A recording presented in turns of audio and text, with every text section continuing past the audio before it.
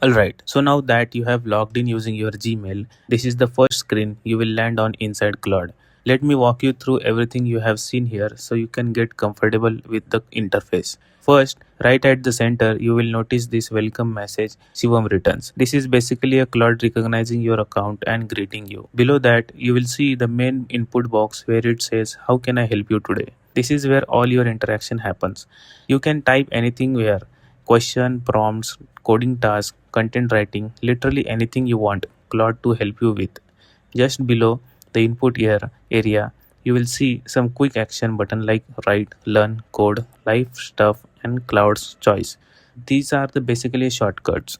For example, if you click on write, Claude will guide you with writing related prompts. Code is for programming help, and learn is great if you are trying to understand new concept. It's useful is especially if you are a beginner and not sure what to ask. Now look at the left sidebar. This is your main navigation panel. At the top you have a new chat. Whenever you want to start a fresh conversation, just click this. Below that is a search option which helps you quickly find past conversation. Then you have got chats where all your previous chats will appear once you start using Claude more. Next, there is a project. This is where you can recognize or organize related chats or tasks into one place. Super useful if you are working on something long term.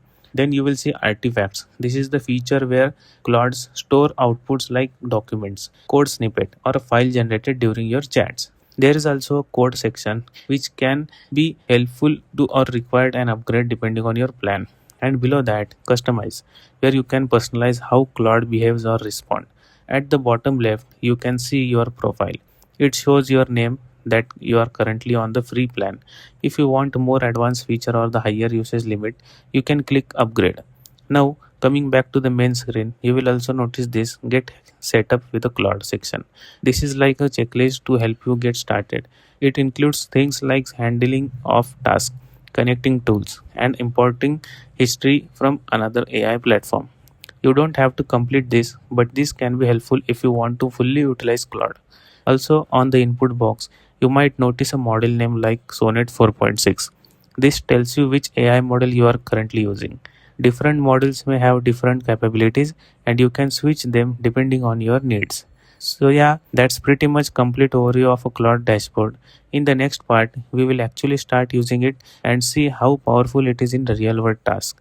Alright, so that's it for this part. In the next video, which is a part 3, we are going to get into this most important thing, which is the prompts. I'll show you exactly how to write effective prompts and we will actually use a few real example. One of the main thing we will focus on this creating an ATS friendly resume because a lot of people struggling with getting their resume shortlisted.